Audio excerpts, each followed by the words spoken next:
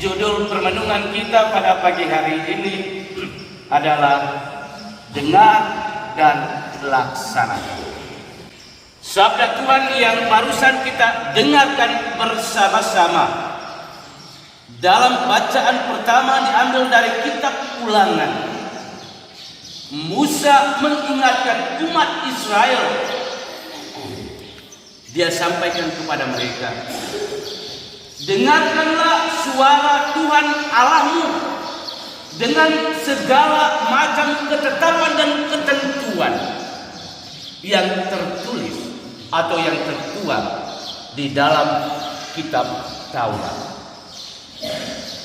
Dia ajak umat dan sekaligus mengingatkan mereka untuk mendengarkan Tuhan Allah, suara Tuhan Allah. Dan tidak hanya sebatas itu, tetapi dia juga mengingatkan dan mengajak umat Israel untuk berpaling kepada Tuhan Allah. Dan lebih dari itu, dia juga menekankan bahwa kita tidak hanya sebatas mendengarkan suara Tuhan Allah, tetapi melaksanakan. Inilah pesan sabda Tuhan yang kita dengarkan dalam bacaan pertama. Dalam kehidupan kita setiap hari ada begitu banyak suara yang kita dengar. Entah suara yang berbicara tentang sesuatu yang baik ataupun suara yang berbicara tentang sesuatu yang tidak baik. Dan itu kita dengar, yang baik dan tidak baik.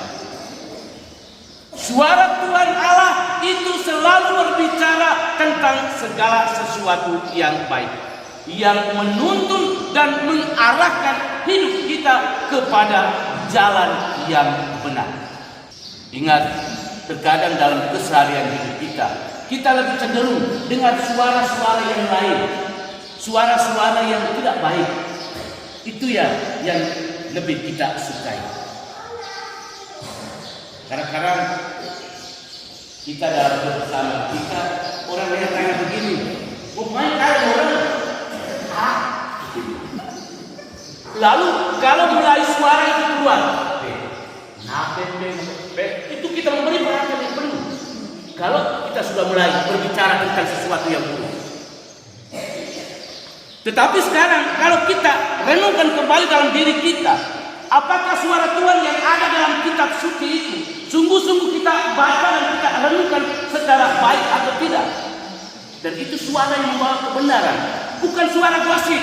Tuhan Allah tidak pernah berbicara tentang suara gosip. Suara gosip itu hanya kita manusia ini. Suara Tuhan adalah suara kebenaran yang membawa keselamatan. Tetapi kita manusia itu lebih cenderung membawa suara, bukan suara Tuhan, tetapi kita membawa suara dalam diri kita yang bisa jadi dilatar belakangi oleh kebencian, iri hati, dan dendam. Karena itu hari ini dalam Injil juga kita sekali lagi diingatkan oleh Yesus. Injil tadi kita dengarkan bagaimana seorang ahli Taurat.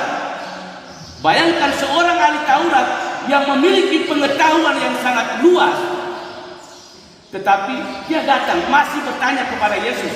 Dan motivasi dari pertanyaan itu, dia hanya coba Yesus. Dia tanya apa? Guru, apa yang harus aku lakukan untuk bisa memperoleh kehidupan kekal? Apa syaratnya harus aku lakukan supaya gue bisa masuk surga? Tuhan Yesus getena, mau baca, mau take yang tertulis di dalam hukum Taurat. Mau baca, mau take. Lalu dia jawab apa? Mau baca, mau kaya. Lalu Tuhan Allah yang Yesus minta, kalau begitu mau sembuh. Dia sebut dengan lancar. Kasihilah Tuhan Allahmu dengan segenap hati, dengan segenap jiwa, dengan segenap kekuatanmu, dan dengan segenap akal budimu. Lalu Tuhan Yesus ngomong apa? Mari semua benar. Hanya sekarang mau akal, yang mau omong semua tadi benar semua, tetapi mau balik dan harus berbuat apa yang sudah engkau sebutkan. Ini yang menjadi persoalan. Dan ini juga menjadi tantangan untuk kita bersama. Katakan bahwa kasihlah sesama manusia seperti dirimu sendiri. Tetapi menjadi masalah sekarang itu, apakah dia hanya sebatas omong atau memang dia juga buat? Maka Yesus tekankan, mau pepe mau mari wakai semua pepe benar, tidak ada yang salah. Kembali dan lakukan. Ada banyak hal yang kita tahu. Ada banyak kebenaran yang kita tahu. Namun kebaikan dan kebenaran yang kita tahu itu menjadi tantangan untuk kita bersama. Apakah kita sungguh-sungguh lakukan? Apakah kita sungguh-sungguh berbuat? Kalau omong tentang cinta kasih kita tahu. Hukum 10 perintah Allah kita hafal sampai di luar otak, di luar kepala. Tetapi yang menjadi persoalan tantangan untuk kita, apakah perintah hukum kasih Tuhan itu sungguh-sungguh kita laksanakan, sungguh-sungguh kita praktekkan? Karena itu sabda Tuhan hari ini menekankan dan mengingatkan kita, dengar dan lakukan.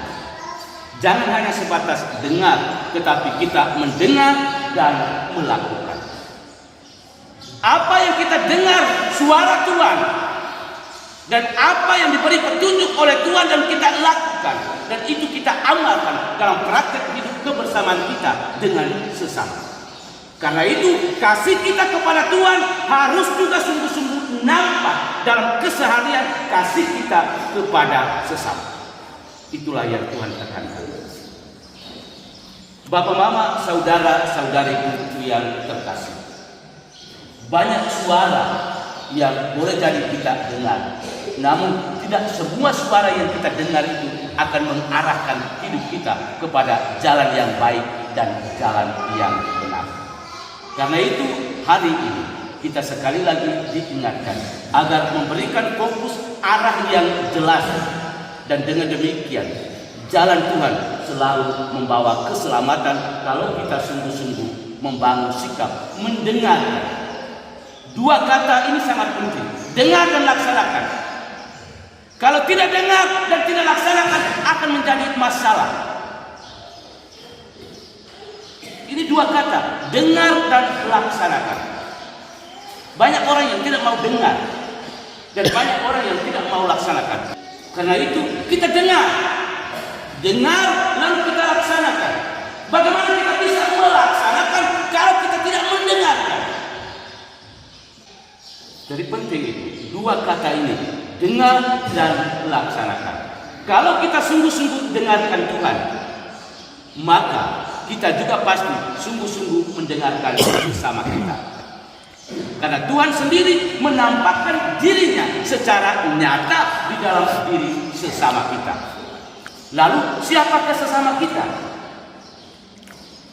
Kita setiap hari hidup bersama, lalu mulai tanya, siapakah sesama saya? Ngomonglah sesamamu. Sesama kita, itu kita mulai dari keluarga kita. Istri adalah sesama saya, suami adalah sesama saya, anak-anak adalah sesama saya. Saya membangun relasi kasih persaudaraan dengan sesama saya, mulai dari keluarga. Dari keluarga kita akan lari keluar lebih luas lagi ke dalam lingkungan masyarakat dan juga dalam kehidupan gereja. Kita tahu bahwa dia itu adalah sesama saya. Kendati pun dia adalah musuh, tetapi dia tetap menjadi sesama saya di dalam kebersamaan hidup saya dengan dia. Ingat. Karena itu hari ini Yesus sekali lagi ingatkan kita. Kita dengar dan laksanakan. Dan lebih dari itu, kita berpaling kepada Tuhan. Itu berarti nilai pertobatan perlu kita bangun. Berpalinglah kepada Tuhan. Bertobat. Kita menyadari akan segala macam kelemahan kekurangan selama ini. Bisa jadi selama ini saya menyimpang jauh dari jalan yang ditunjuk oleh Tuhan itu sendiri. Bisa jadi selama ini saya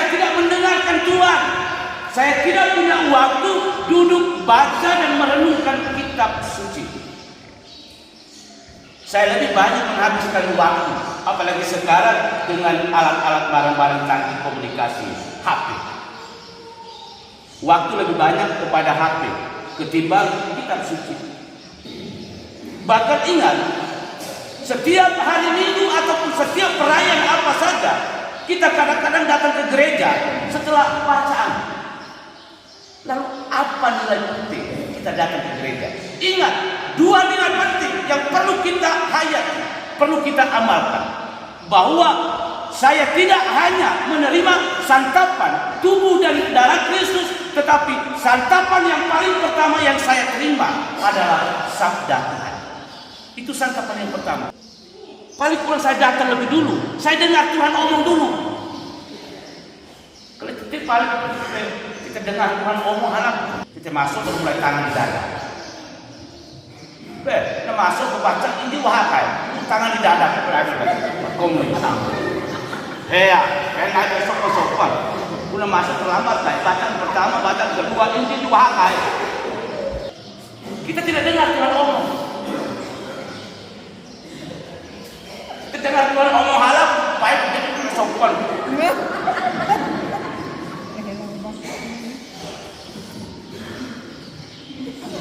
Sekarang ini juga banyak orang yang Pater, tolong doakan, Romo tolong doakan kami.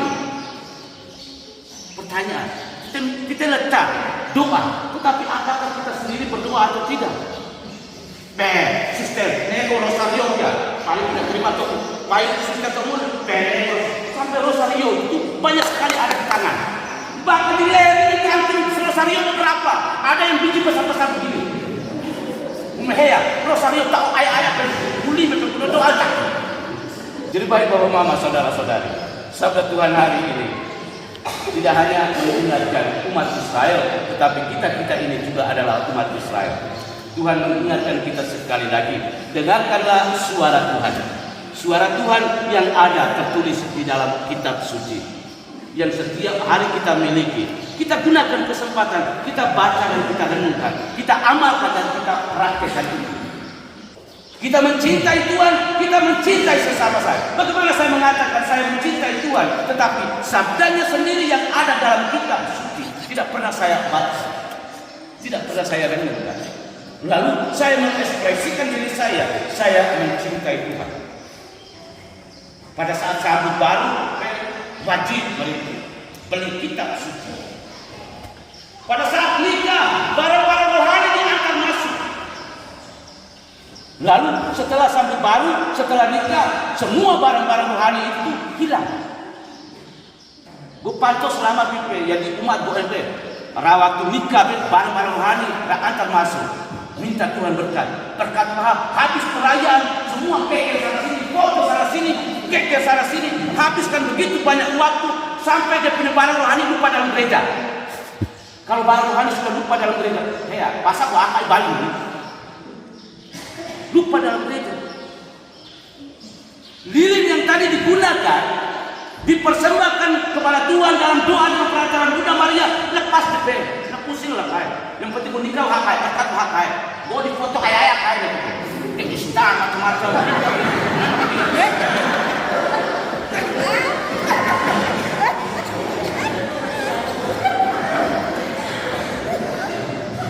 Tapi kita lupa, poin penting kita lupa dalam hidup kita. Dan begitu sering hal-hal penting yang kita anggap sepele dan itu kita abaikan dalam hidup iman kita. Ya, itu kenyataan. Foto sana sini. Tapi lupa di kemarin hari tadi. Dan ini nyata, kita praktik. Dan ini terjadi dalam kehidupan. Karena itu mari berpalinglah kepada Tuhan. Nilai pertobatan. Kita bertobat berarti kita mau berubah. Kita berubah dari segala macam sikap hidup kita yang tidak baik, yang salah, yang keliru, yang selama ini sudah kita lakukan kepada sikap hidup kita yang baik dan benar. Ingat, sekarang kita sedang berada pada tahun jubileum. Tahun jubileum tahun penuh rahmat yang senantiasa mengajak kita untuk membangun nilai pertobatan khusus. Bertobat. Karena itu tahun ini, tahun penuh rahmat ini, kita diajak oleh gereja agar lebih banyak kita berdoa dan lebih banyak juga kita terima sakramen tobat. Mengaku. Yang dosa KTP mengaku nawar. Yang mengaku itu hanya orang yang berdosa. Maka kita gunakan kesempatan itu. Tuhan tidak pernah sia-sia menyia-nyiakan kita, harapan kita. Tuhan tidak pernah mengecewakan kita. Hanya terkadang sikap hidup kita ini yang membawa kekecewaan seperti itu. Karena itu nilai pembaharuan itu sangat penting untuk kita. Di tahun jubileum ini, mari kita membangun sikap hidup pertobatan kita, berpaling kepada Tuhan dan menjalani panggilan hidup iman kita secara baik, benar, dan bertanggung jawab. Tuhan memberkati kita sekalian. Amin.